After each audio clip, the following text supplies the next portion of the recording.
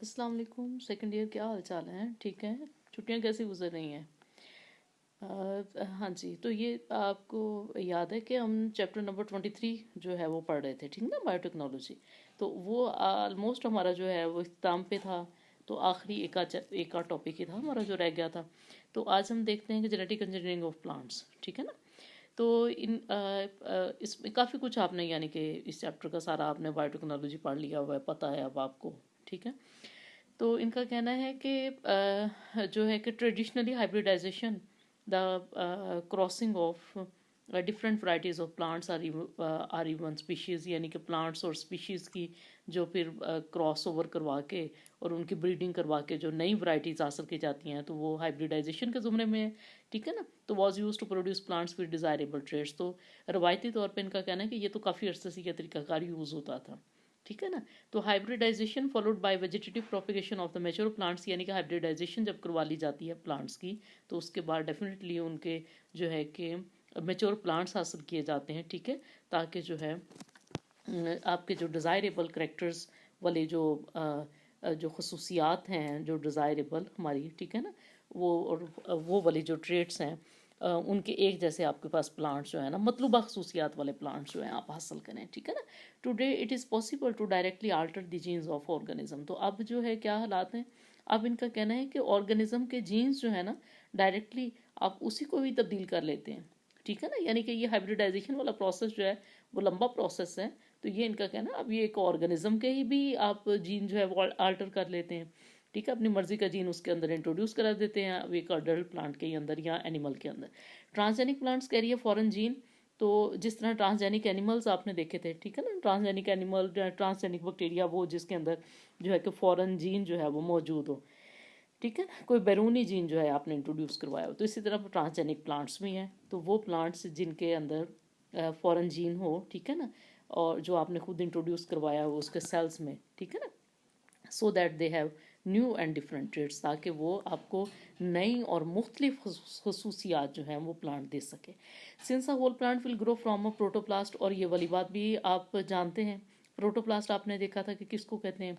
Protoplast जो होता है, यानी कि जब प्लांट की जो प्लांट के सेल की जब सेल वॉल हटा दी जाती है, तो रिमेनिंग जो है उसका सेल वो प्रोटोप्लास्ट कहलाता है। उसके गिर्द यानी कि पूरा उसका साइटोप्लाज्म और उसकी सेल मेम्ब्रेन भी जब मौजूद है, और लेकिन सेल वॉल नहीं है, ठीक है ना। तो इनका कहना है साइंसदानों का, यानी कि यह हमें पता है ये बात, ठीक है, कि प्रोटोप्लास्ट से एक मुकम्मल प्लांट जो है वो बन सकता है। It is necessary only to place the foreign gene into a living protoplast. तो ट्रांसजेनिक प्लांट बनाने के लिए अगर आपके पास प्रोटोप्लास्ट है, तो आप फॉरेन जीन जो है उसके अंदर इंट्रोड्यूस करा दें, तो आप मुकम्मल तौर पर एक ट्रांसजेनिक प्लांट जो है वो ग्रो करवा सकते हैं फिर, ठीक है। अब फॉरेन जीन जो है वो आपने कहाँ से लेना है, वो आप किसी भी ऑर्गेनिज्म से ले सकते हैं, ठीक है ना। किसी भी ऑर्गेनिज्म का जो जीन है वो आप इंट्रोड्यूस करवा सकते हैं प्रोटोप्लास्ट के अंदर, is placed in the tissue culture medium, और आप उसको टिश्यू कल्चर मीडियम के अंदर उससे डाल दें, ठीक है, ऐड कर दें, और फिर जो है कि वो प्लांट के जो टिश्यू है उसके अंदर वो चला जाएगा। और यानी कि ये फिर आगे वो तरीकाकार भी बता रहे हैं आपको कि high voltage electric pulses can then be use to create pores in the plasma membrane so that the DNA enters. यानी कि वो जो प्रोटोप्लास्ट है, यानी कि जो सेल्स हैं प्लांट्स के, तो उनके अंदर आप हाई वोल्टेज इलेक्ट्रिक शॉक्स या पल्सेस उनको देते हैं, ठीक है। यानी कि और उससे फिर जो है कि बहुत छोटे साइज़ के पोर्स जो हैं वो बन जाते हैं, और उनमें से फिर जो डीएनए है वो एंटर हो जाता है उसके अंदर। In one of the first procedure carried out, a gene for the production of the firefly enzyme luciferase was inserted into tobacco protoplast, and the adult plants glowed when sprayed with the substrate luciferin। तो इसका जो है जो पहला procedure साइंसदानों ने किया है, वो जो फायर फ्लाई यानी कि जो जुगनू है, ठीक है ना, उसके अंदर एंजाइम लूसीफरेज का जो जीन है वो उन्होंने इंसर्ट करवाया टोबैको के प्लांट प्रोटोप्लास्ट के अंदर। और फिर जब टोबैको का जो अडल्ट प्लांट है उसके ऊपर जब ल्यूसिफरीन सबस्ट्रेट को स्प्रे किया जाए, तो वो प्लांट जो है वो ग्लो करता है, ठीक है ना, रोशनी इस तरह वो यानी कि चमकता है।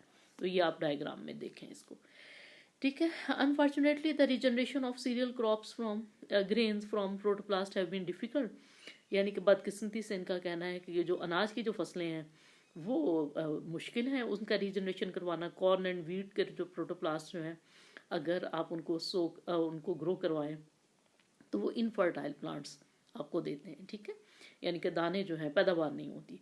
As a result other methods are use to introduce DNA into plant cells, तो फिर कोई और तरीका और यानी कि साइंसदानों ने डिवाइस किए हैं तरीकाकार कि ये सेल वॉल भी मौजूद रहे प्लांट के सेल के ऊपर और डीएनए जो है इंट्रोड्यूस करवाया जाए। तो उसके लिए एक वो जो टेक्निक है, जैसे वो हम रिकॉम्बिनेंट डीएनए टेक्नोलॉजी में हमने जो जो कुछ देखा था, तो उसमें हमने देखा ना कि प्लास्मिड्स के अंदर जो है इंसर्ट कर दिया जाता है फॉरेन जीन, ठीक है ना, या फॉरेन डीएनए, तो वो बिल्कुल सेम यहाँ पे है। तो ये इनका कहना है कि प्लांट्स को इन्फेक्ट करने वाले बैक्टीरियम जो है एग्रोबैक्टीरियम, ठीक है ना, उसके प्लास्मिड के अंदर जो है लगा दिया गया फॉरेन डीएनए, ठीक है जी, और उसके बाद उस बैक्टीरियम को अलो किया गया कि वो प्लांट के सेल को इन्फेक्ट करे, ठीक है, उसके अंदर दाखिल हो जाए। अब plasmid can be use to produce recombinant DNA, ये वाली बात जो है कि आप जानते हैं अच्छे तरीके से। रिकॉम्बिनेंट डीएनए वो होता है जिसके पास डिफरेंट सोर्सेज से डीएनए मौजूद हो, यानी कि प्लास्मिड का अपना डीएनए भी और फॉरेन डीएनए भी, ठीक है, जो आपका जीन ऑफ इंटरेस्ट है। When the bacterium infect the plant, the recombinant plasmid is introduced in the plant cell. जब बैक्टीरियम चला गया है प्लांट के अंदर तो इसका मतलब है कि उसका प्लास्मिड जो है वो भी प्लांट के सेल के अंदर चला गया। In 1987, John C. Sanford and Theodore M. Klein of Cornell University developed another method of introducing DNA into a plant's tissue culture, callus. तो उन्होंने एक और तरीकाकार बनाया है कि प्लांट के जो टिश्यू कल्चर के अंदर इंट्रोड्यूस करवाने का डीएनए को, ठीक है। और उन्होंने क्या किया, उन्होंने एक ऐसी डिवाइस बनाई है जिसको उन्होंने पार्टिकल गन का नाम दिया, ठीक है ना, और उसके में जो है उन्होंने प्लांट का जो केलस है उसके ऊपर मेटल के पार्टिकल जो है, माइक्रोस्कोपिक मेटल पार्टिकल जो है ना बम्बार्ड किए, और उन मेटल पार्टिकल्स में डीएनए शामिल था, ठीक है, जीन ऑफ इंटरेस्ट जो है वो शामिल था। Then genetically altered somatic embryos, और इसके